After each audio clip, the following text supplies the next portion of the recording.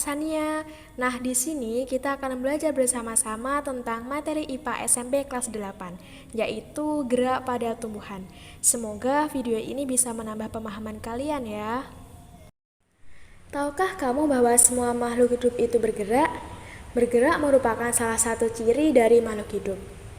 Semua makhluk hidup melakukan gerak, baik gerak aktif maupun gerak pasif. Bahkan tumbuhan yang kelihatannya diam saja ternyata juga bergerak loh. Jadi secara umum gerak dapat diartikan dengan berpindah tempat atau perubahan posisi sebagian atau seluruh bagian tubuh makhluk hidup. Nah, gerak pada tumbuhan terjadi akibat adanya rangsang, baik dari luar tubuh tumbuhan maupun dari dalam tubuh tumbuhan. Gerak pada tumbuhan ini terdiri dari beberapa jenis, tergantung dari jenis rangsang yang diperoleh tumbuhan tersebut. Selanjutnya, saya akan menyajikan fenomena yang sering terjadi dalam kehidupan sehari-hari. Fenomena yang pertama adalah tumbuhan putri malu. Jadi, pernahkah kamu menyentuh daun putri malu? Dan apakah yang terjadi saat kamu menyentuhnya? Selanjutnya, ada fenomena yang kedua. Bisa kita lihat pada gambar, apakah fenomena yang dapat kamu amati dari kedua gambar tersebut? Dan mengapa batang tumbuhan tumbuh membelok menuju ke arah jendela? Nah, jawaban dari pertanyaan-pertanyaan tersebut akan terjawab dalam video ini. Untuk lebih memudahkan pemahaman kalian, saya akan menyajikan sebuah video, silahkan disimak dan diamati fenomena yang terjadi dalam video tersebut. Dalam video tersebut terlihat bahwa daun putri malu menutupkan daunnya saat disentuh. Nah, kira-kira mengapa hal tersebut bisa terjadi? Dan apakah jenis gerak yang dilakukan oleh putri malu saat disentuh yaitu dengan menutupkan daunnya? Jawabannya akan kita temukan dalam video materi berikut ini.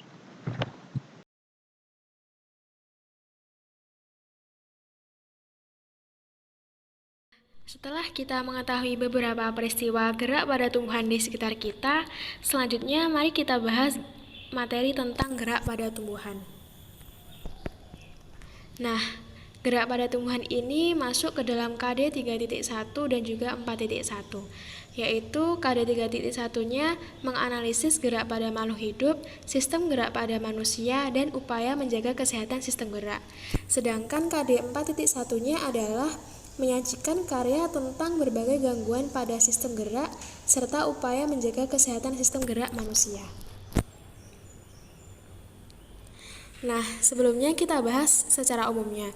Jadi, gerak pada makhluk hidup itu terbagi menjadi 3. Ada gerak pada tumbuhan, gerak pada hewan, dan juga gerak pada manusia. Nah, kita fokusnya membahas tentang gerak pada tumbuhan. Jadi gerak pada tumbuhan berdasarkan datangnya rangsang terbagi menjadi 3. Ada gerak higroskopis, gerak esionom, dan juga gerak endonom. Gerak higroskopis adalah gerak bagian tubuh tumbuhan karena pengaruh perubahan kadar air di dalam sel. Sedangkan untuk gerak esionom adalah gerak tumbuhan yang disebabkan oleh adanya rangsangan dari lingkungan sekitar. Dan juga gerak endonom adalah gerak tumbuhan yang disebabkan oleh adanya rangsangan dari dalam tumbuhan itu sendiri. Yang pertama, kita bahas tentang gerak higroskopis. Jadi contoh dari gerak higroskopis yaitu pecahnya buah polong-polongan. Nah, kacang polong yang mengandung banyak air di dalam selnya, maka kulit polongnya itu akan membuka sendiri akibat pengerutan yang tidak merata. Contoh dari gerak higroskopis yang lain yaitu gerak membukanya kotak spora pada tumbuhan paku. Pada gambar bisa kita lihat bahwa kotak spora pecah dan mengeluarkan spora. Itu merupakan contoh dari gerak higroskopis. Selanjutnya yaitu gerak esionom. Gerak esionom adalah gerak tumbuhan yang disebabkan oleh adanya rangsangan dari lingkungan sekitar. Gerak esionom ini terbagi menjadi 3, ada tropisme, taksis, dan juga nasti. Yang pertama kita bahas tropisme. Tropisme adalah gerak tumbuhan yang arah geraknya dipengaruhi arah datangnya rangsang dari luar. Tropisme ini terbagi menjadi beberapa macam, tergantung dari penyebab rangsangnya. Untuk yang pertama, fototropisme adalah gerak tropisme tumbuhan yang dipengaruhi oleh rangsangan cahaya.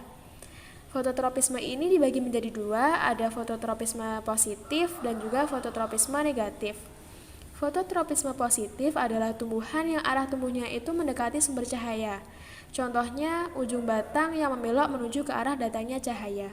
Sedangkan fototropisme negatif adalah tumbuhan yang arah tumbuhnya itu menjauhi sumber cahaya. Contohnya ada gerak ujung akar yang menjauhi datangnya cahaya. Nah, bisa kita lihat pada video bahwa kecambah mengalami pertumbuhan sehingga lama-kelamaan akan tinggi. Terlihat bahwa batang tumbuh dengan mengarah ke arah sumber cahaya. Dalam peristiwa tersebut terjadi gerak fototropisme positif.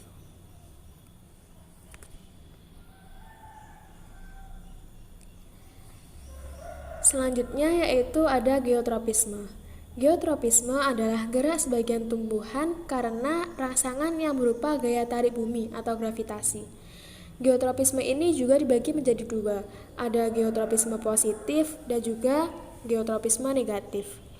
Geotropisme positif yaitu yang arah geraknya itu menuju pusat bumi, sedangkan geotropisme negatif itu yang arah geraknya itu menjauhi pusat bumi. Untuk contohnya bisa kita lihat pada video, terlihat bahwa tumbuhan yang tumbuh itu arah gerak batangnya tumbuh menjauhi pusat bumi. Nah, itu merupakan contoh dari geotropisme negatif. Untuk geotropisme positif terlihat contoh yaitu gerak ujung akar yang menuju ke pusat bumi. Itu merupakan contoh geotropisme positif. Oke, next. Yaitu ada hidrotropisme. Hidrotropisme adalah gerak tropisme tumbuhan yang dipengaruhi oleh rangsangan air. Nah, contohnya itu arah tumbuh akar tumbuhan yang menuju tempat yang berair atau basah. Bisa kita lihat contohnya pada gambar. Oke, selanjutnya kita akan membahas tentang tikmotropisme. Apa sih tikmotropisme? Tikmotropisme adalah gerak tropisme yang diakibatkan oleh rangsang berupa sentuhan dengan rambatannya, baik berupa benda mati ataupun tumbuhan lain. Contoh dari tikmotropisme itu gerak membelitnya ujung batang atau ujung sulur pada tempat rambatannya.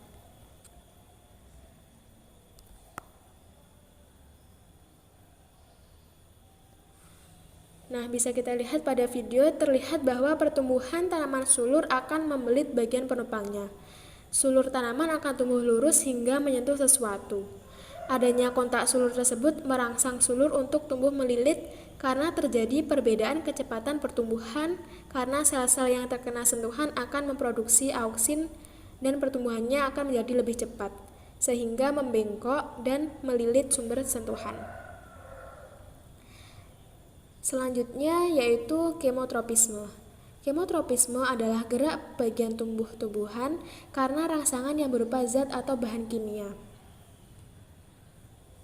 Nah, contoh dari kemotropisme yaitu pada penyerbukan yang merupakan peristiwa jatuhnya serbuk sari di kepala putik. Gerakan buluh serbuk sari menuju sel telur pada bakal buah karena pengaruh zat gula yang dikeluarkan oleh bakal buah. Zat gulanya ini merupakan contoh dari zat kimia. Untuk lebih jelasnya, mari kita lihat contoh video berikut ini.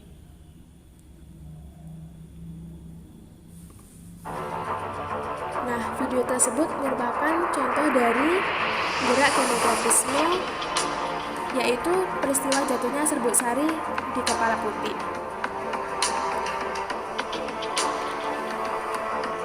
Nah, gerakan bulu serbuk sari itu akan menuju sel telur yang terdapat pada bakal buah. Hal ini terjadi karena pengaruh zat gula yang dikeluarkan oleh bakal buah. Setelah kita membahas tentang tropisme, selanjutnya kita membahas tentang taksis. Taksis adalah gerak pindah tempat seluruh bagian tumbuhan yang arahnya dipengaruhi oleh tumbuhan rangsang. Jadi, poin penting pada taksis itu adalah yang berpindah seluruh bagian tumbuhan. Berdasarkan jenis rangsangannya, taksis dibedakan menjadi dua, ada fototaksis dan juga kemotaksis. Fototaksis adalah gerak taksis tumbuhan yang dipengaruhi rangsang berupa cahaya. Sedangkan untuk kemotaksis adalah gerak taksis tumbuhan yang dipengaruhi oleh rangsangan berupa zat atau bahan kimia. Untuk contohnya yaitu yang pertama, fototaksis berupa gerak kloroplast ke sisi sel yang memperoleh cahaya. Sedangkan untuk kemotaksis contohnya adalah gerak spermatozoid menuju sel telur pada archegonium tumbuhan lumut dan tumbuhan paku. Bisa kita amati pada gambar. Selanjutnya yaitu nasti. Jadi nasti adalah gerak sebagian tubuh tumbuhan akibat rangsangan dari luar, tetapi arah geraknya tidak dipengaruhi oleh arah datangnya rangsang.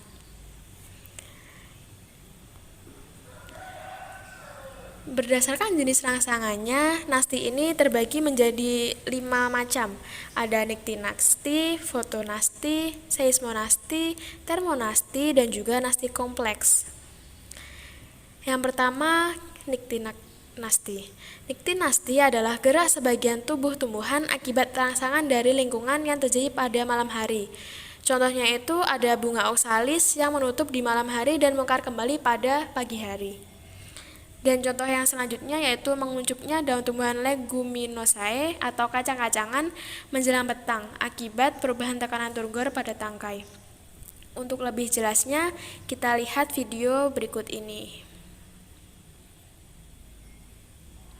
Nah, ini adalah contoh gerak dari niktinasti berupa menutupnya daun tumbuhan di malam hari dan membuka lagi di pagi hari. Bisa kita lihat lama-lama daunnya tangkainya itu, bunganya itu akan menguncup. Selanjutnya yaitu ada fotonasti. Nah, fotonasti adalah gerak sebagian tubuh tumbuhan akibat rangsangan cahaya. Contohnya itu mekarnya bunga pukul 4 atau Mirabilis jalapa pada sore hari. Dan contoh lainnya yaitu bunga kembang sepatu yang mekar pada siang hari. Nah, itu contoh bunganya. Yang pink adalah bunga Mirabilis jalapa dan yang merah adalah bunga sepatu. Oke, next kita bahas tentang seismonasti. Apa sih seismonasti? Seismonasti adalah gerak sebagian tubuh tumbuhan yang dipengaruhi oleh getaran atau sentuhan. Seismonasti ini juga bisa disebut dengan tikmonasti. Contohnya kita sering banget menemukan ini di sekitar kita, yaitu gerak menutupnya daun putri malu atau Mimosa pudica saat disentuh. Selanjutnya yaitu termonasti. Termonasti adalah gerak sebagian tubuh tumbuhan yang dipengaruhi oleh rangsangan berupa suhu. Contohnya yaitu ada bunga tulip yang selalu mekar di musim semi. Mekarnya bunga tulip tersebut disebabkan oleh suhu udara pada musim semi lebih hangat daripada musim dingin. Jadi suhu berpengaruh terhadap mekarnya bunga tulip. Yang terakhir, jenis nasti yang terakhir yaitu nasti kompleks. Nasti kompleks adalah gerakan tumbuhan akibat rangsangan yang diterima itu lebih dari satu macam. Contohnya gerak pada tumbuhan seperti gerakan membuka dan menutupnya stomata karena pengaruh kadar air, cahaya, suhu, dan zat kimia berupa protein dan gula. Untuk lebih jelasnya, berikut ini kita sajikan gambar dari gerakan membuka dan menutupnya stomata. Pada bagian kiri bisa kita lihat keadaan saat stomata membuka dan yang kanan adalah saat stomata menutup.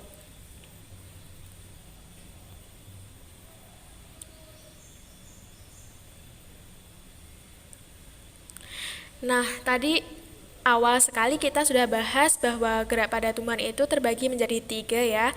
Ada gerak higroskopis, gerak esionom, dan yang terakhir ada gerak endonom. Nah, selanjutnya mari kita bahas gerak yang terakhir yaitu gerak endonom. Jadi, gerak endonom adalah gerak tumbuhan yang disebabkan oleh adanya rangsangan dari dalam tumbuhan itu sendiri. Gerak ini terjadi secara spontan dan tidak memerlukan rangsang dari luar. Contoh dari gerak endonom itu adalah gerak rotasi sitoplasma pada sel-sel daun Hydrilla verticillata yang dapat diketahui dari gerak sirkulasi klorofil di dalam sel. Nah, untuk lebih jelasnya kita lihat gambar di samping kiri. Kita lihat bahwa terjadi gerak rotasi di dalam sitoplasma yang merupakan contoh dari gerak endonom. Setelah kita mengetahui gerak pada tumbuhan yang kita temui dalam kehidupan sehari-hari maupun yang jarang kita temui dalam kehidupan sehari-hari, dapat disimpulkan bahwa gerak pada tumbuhan terjadi karena adanya rangsang, baik dari faktor luar maupun faktor dari dalam tubuh tumbuhan. Berdasarkan datanya rangsang, gerak tumbuhan dibagi menjadi 3, yaitu gerak higroskopis, gerak esionom, dan juga gerak endonom. Gerak esionom terbagi menjadi 3, yaitu tropisme, nasti, dan taksis. Gerak pada tumbuhan yang sering dijumpai dalam kehidupan sehari-hari dan juga yang telah kita ulas pada bagian awal, yaitu video tentang tumbuhan putri malu, dapat diketahui bahwa gerak menutupnya daun putri malu saat disentuh disebabkan karena adanya rangsang dari luar tubuh tumbuhan, yaitu rangsang berupa sentuhan. Gerakan ini disebut juga dengan seismonasti.